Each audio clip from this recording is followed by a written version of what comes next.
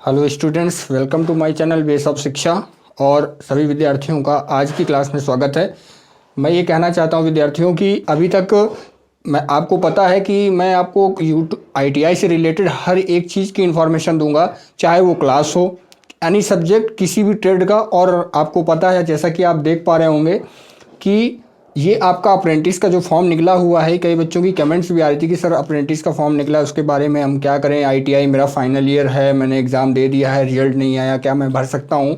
तो इस चीज़ को देखते हुए मैंने सोचा कि शायद ये बच्चों के लिए क्लास इंपॉर्टेंट है, इस वजह से मैंने इसको आज आपके सामने दिखाना चाहता हूँ कि ये जो फॉर्म निकला हुआ है ये RRC-CR मतलब आपका CR सेंट्रल रेलवे का ये फॉर्म है। और टोटल पोस्ट इसमें 2422 पोस्टें हैं, ठीक है ना। 2422 पोस्टें हैं इसमें। और इनकी स्टार्टिंग डेट आप देख लीजिए। सबसे पहले तो मैं आपको ये क्लेरिफाई कर दूं कि जिन बच्चों ने ITI अपना कंप्लीट कर लिया है, चाहे वो SCVT का हो और चाहे वो NCVT का हो, ठीक है, वो इस फॉर्म को अप्लाई कर सकता है, इस फॉर्म को डाल सकता है। दूसरी बात, अगर आपका ITI का फाइनल ईयर के स्टूडेंट हैं और आपने एग्ज़ाम दे दिया है लेकिन आपका रिजल्ट नहीं आया है, समझ रहे हैं ना इस बात को, आपका रिजल्ट नहीं आया है, तो वो छात्र इस फॉर्म को अप्लाई नहीं कर सकते हैं। सबसे पहले इंपॉर्टेंट बात आपके लिए। दूसरी बात, कई बच्चे कमेंट भी करते हैं सर मेरा रिजल्ट नहीं आया है और मैं फॉर्म अप्लाई कर सकता हूँ। उन बच्चों के लिए दुखद भरी बात है भाई, आप फॉर्म नहीं अप्लाई कर सकते हैं, ठीक है। अब जब आपका रिजल्ट आ जाएगा इसके बाद आप फॉर्म को अप्लाई कर सकते हैं। दूसरी बात, अगर आपके पास कंसोलिडेटेड मार्कशीट नहीं है, कंसोलिडेटेड होती ना, मतलब आप जैसे 2 वर्ष सीटेड है तो 2 वर्ष सीटेड का पहली साल का और दूसरी साल का मर्ज करके एक फाइनली मार्कशीट बनती है, आपको उसको कंसोलिडेटेड मार्कशीट बोलते हैं। अगर आपके पास वो नहीं है तो एक चांस ये होता है भाई कि फर्स्ट ईयर और सेकेंड ईयर को मिला करके उसको स्कैन करवा के आप उसमें अपलोड कर सकते हैं, ठीक है। और सेकंड ऑप्शन की अभी जिन बच्चों का एग्जाम हुआ है और उनका रिजल्ट आ गया है, तो अभी DGT ने अपने विद्यालयों में आप पता कर लीजिएगा, अभी कंसोलिडेटेड मार्कशीट आई नहीं है, ठीक है ना। तो ये आपको इंटरनली सूचना बता रहा हूँ। अब मैं बता देता हूँ कि इसको फॉर्म को अप्लाई, देखिए अभी तो सिर्फ मैं ओनली आपको बता दिया है, नेक्स्ट वीडियो में आपको फॉर्म कैसे अप्लाई करना है, कौन सी चीज़ कैसे फिल करनी है ये भी बता दूंगा, ठीक है ना, डायरेक्टली लाइव करके आपको बता दूंगा। अब हम बात करते हैं यहाँ पर कि टोटल पोस्टें आपकी कितनी हैं। 2422 पोस्ट हैं। इसमें फिर डिवाइड कर दिया गया है कि फिटर में कितनी है, इलेक्ट्रीशियन में कितनी है, ऐसे करके, ठीक है। हाँ, एक बात और, ये सेंट्रल रेलवे में देखो जोन होता है ना, तो सेंट्रल रेलवे में कहाँ कहाँ से पोस्टें आई हुई है ये भी देख लीजिए। जो हमारा मुंबई जोन आता है उसमें 1659 पोस्ट हैं। इसके बाद अब भुवनेश्वर जो आता है उसमें 418 पोस्ट हैं। पुणे में 152 पोस्ट हैं। और इसके बाद आपका नागपुर में 114 पोस्ट हैं, ठीक है। एक बार मैं आप लोगों को फिर बता देना चाहता हूं कि जो आपका मुंबई है, मुंबई में कितनी पोस्ट है, 1659। इसके बाद भुवनेश्वर में 418, पुणे में 152 और आपका नागपुर में 114 पोस्ट, ठीक है। तो सारी बातों आप बच्चे देख लेंगे, ठीक है ना। सॉरी, भुवनेश्वर नहीं है, ये भुसावल है, ठीक है, भुसावल है। सही बच्चे ध्यान दें थोड़ा सा बात पर बैक करके कि मुंबई भुसावल, तो भुवनेश्वर नहीं है, ठीक है। मुंबई में 1659 पोस्ट हैं, भुसावल में 418 पोस्ट हैं, पुणे में आपकी 152 पोस्टें हैं और नागपुर में 114 पोस्टें। हाँ, अब इसमें डिवाइड हो जाएगा भाई, फिटर की कितनी है, इलेक्ट्रीशियन की कितनी है, वेल्डर की कितनी है, मैकेनिक डीजल की कितनी है, ठीक है ना। हाँ, तो अब आपको बता दूंगा कि इस चीज़ का नोटिफिकेशन का लिंक आपको वीडियो के डिस्क्रिप्शन में मिल जाएगा, बच्चे उसको क्लिक करके सारी जानकारी ले सकते हैं, ठीक है ना। बाकी ओरल आपको बता दिया गया है। अब मैं बात कर लेता हूँ स्टार्टिंग डेट।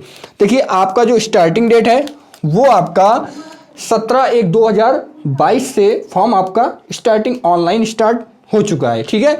इसकी लास्ट डेट आपको 16/2 यानी भाई फरवरी तक चलेगा, पूरा भरपूर टाइम आपको 1 महीने का टाइम दिया गया है। 16 फरवरी 2022 शाम 5 बजे तक आप फॉर्म अप्लाई कर सकते हैं। कब तक? 16 फरवरी शाम 5 बजे तक, ठीक है। और एक बात, फिर इसके बाद एप्लीकेशन फीस क्या है। देखिए जो जनरल कैटेगरी का कैंडिडेट है, जनरल का, OBC और EWS, उनके लिए कितनी है, 100 रुपीज़ आपको पे करनी है, एप्लीकेशन फीस 100 रुपीज़, ठीक है। SC ST और PSC यानी कि physically handicap, okay, physically handicap उनके लिए क्या है, 0 है भाई, उनके लिए कोई फीस नहीं पे करनी, ठीक है ना। अब मिनिमम एज क्या है आपकी, मिनिमम एज आपकी 15 साल होनी चाहिए, कम से कम एज, ठीक है। और इसके बाद मैक्सिमम, तो मैक्सिमम एज आपकी कितनी होनी चाहिए, 24 साल, यानी अधिकतम एज आपकी 24 साल। इसके बाद एज रिलैक्सेशन आपका भाई अलग है। देखिए एज रिलैक्सेशन जैसे EWS वाले को एज रिलैक्सेशन नहीं मिलता है, फर्स्ट ऑफ थिंग। दूसरी बात, आपका एज रिलैक्सेशन किन कैंडिडेटों को है, OBC वाले को, भाई OBC वाले को 3 साल का एज रिलैक्सेशन है, ठीक है। अगर OBC कैंडिडेट फिजिकली हैंडीकैप है तो 10 साल का उसमें और ऐड करते, तो 10 3 13 साल का एज रिलैक्सेशन।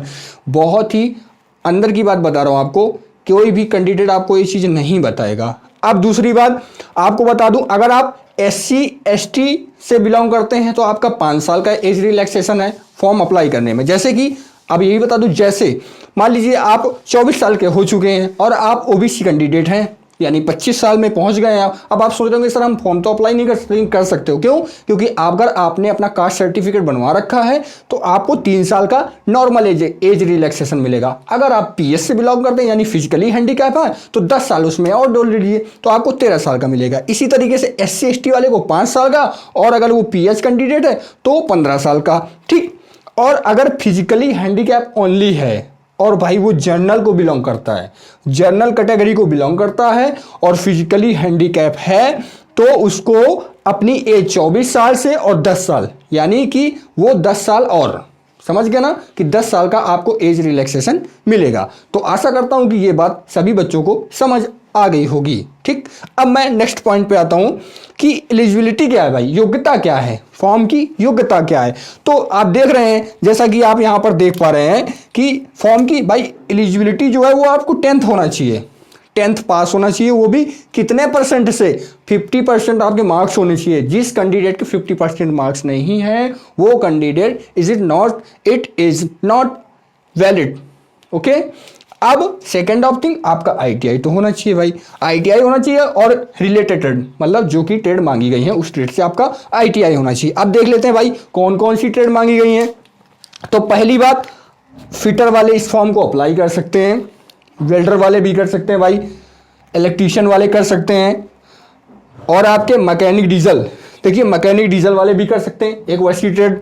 इसके बाद वायरमैन वाले भी कर सकते हो, कारपेंटर वाले भी कर सकते हो, मशीनिस्ट वाले भी कर सकते हो, और आप स्टेनोग्राफर वाले भी कर सकते हो। और अधिक जानकारी के लिए आप, मैंने जैसा कि आपको बताया, वीडियो के डिस्क्रिप्शन में आपको लिंक मिल जाएगा, उसमें सारी जानकारी आप ले सकते हैं। और भी बहुत सारी ट्रेडें हैं, लेकिन मैंने आपको मेन फोकस मेन ट्रेडों में किया हुआ है। दूसरी बात, जिन बच्चों को ये नहीं पता है कि बहुत सी, मैंने नेक्स्ट क्लास आपको पढ़ाई थी कि ITI का फुल फॉर्म क्या होता है, आप चैनल के प्लेलिस्ट में जा सकते हैं और वहाँ से ITI के बारे में जानकारी ले सकते हैं, ठीक है ना।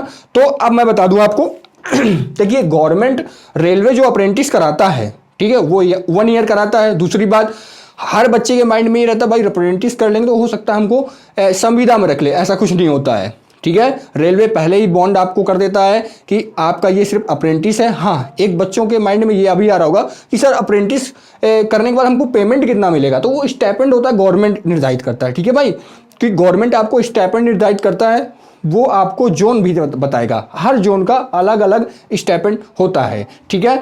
और बात एक बता दूं आपको, और रेलवे में अप्रेंटिस करने के बाद आपको बेनिफिट क्या होता है, ठीक है, हर बच्चे की, देखो ये चीज़ आपको कोई नहीं बताएगा। दूसरी बात, आपको आज पूरी डिटेल में बता दूंगा कि अप्रेंटिस करने के बाद अगर आप रेलवे से अप्रेंटिस करते हैं तो आपको बेनिफिट क्या है, ठीक है।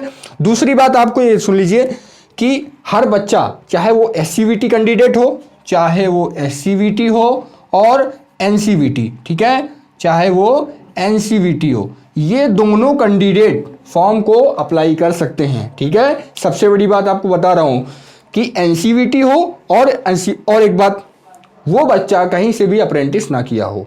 अगर आपने प्राइवेट सेक्टर से अप्रेंटिस कर रखा है तो आप एलिजिबल नहीं हैं। अगर आपने भविष्य में ITI करने के बाद भविष्य में किसी अदर डिपार्टमेंट से अप्रेंटिस कर रखा है तो आप एलिजिबल नहीं हैं। फॉर्म अभी मैं जब नेक्स्ट क्लास में आपको फॉर्म भर के बताऊंगा कि कहाँ पे क्या फिल करना है तो आपको ऑटोमेटिक समझ में आ जाएगा, ठीक है। तो आशा करता हूं कि सभी बच्चों को ये चीज़ समझ में आ गई होगी। एक बात और बता दूं आप लोगों को कि जब आप अप्रेंटिस कर लेते हैं, टॉपिक चल रहा था ना, जब आप अप्रेंटिस कर लेते हैं रेलवे से तो आपको क्या बेनिफिट होता है। बेनिफिट ये होता है कि आप जब रेलवे का फॉर्म निकलेगा तो आपको 20% कितना 20% का रिजर्वेशन मिलेगा मार्क्स में। जैसे मान लीजिए आपने 80 मार्क्स गेन किए अपने स्कोर कार्ड में, आपने 80 मार्क्स गेन किए, ठीक। और सपोज करिए ऑल ओवर आपकी जनरल की कट ऑफ आपकी मेरिट जो है कितनी गई 70 गई 70, ठीक है। तो अब आपको 20% का रिजर्वेशन मिला तो आप इसमें 20% निकाल कर उतने मार्क्स कम कर दीजिए, आपका सिलेक्शन उतना हो जाएगा, ठीक है। तो हर बच्चे को, हाँ किसी भी बच्चे को कोई प्रॉब्लम हो तो वीडियो के कमेंट सेक्शन में जाकर के बच्चा कमेंट कर सकता है, ठीक है ना। और आशा करता हूं कि सभी बच्चों को ये चीज़ समझ में आ गई होगी। एक बात और बताना चाहूँगा कि फॉर्म कैसे अप्लाई होगा उसका भी लिंक आपको वीडियो के डिस्क्रिप्शन बॉक्स में मिल जाएगा। बच्चा वहाँ पर क्लिक करके अगर बच्चा चाहता है फॉर्म खुद भर सकता है, और नहीं तो मैं नेक्स्ट चैनल में नेक्स्ट क्लास में आपको ये बताऊँगा कि फॉर्म कैसे भर। देखिए बच्चों, एक बात याद रखिएगा, फॉर्म भरते टाइम कोई भी मिस्टेक मत करिएगा। अगर आप फॉर्म मिस्टेक करते हैं तो डॉक्यूमेंट्स वेरिफिकेशन में आपको रिजेक्ट किया जा सकता है, ठीक है ना।